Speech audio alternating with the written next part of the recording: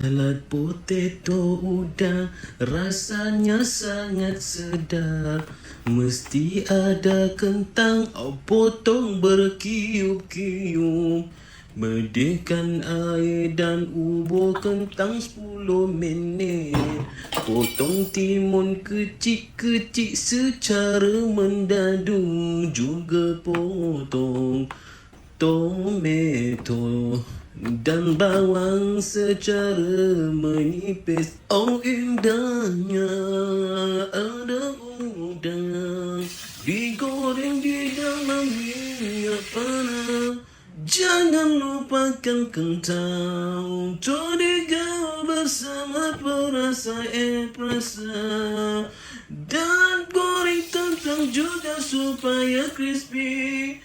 Dan kita campurkan bersama sayur-sayur sekali. Okey salad potato bersama serbuk bawang putih, mayonis, sos cili. Kemudian kita gaul sampai sebati. Bila sebati, isikan dalam pinggan. Hiaskan dengan udang, salad potato udang. Oh sedapnya.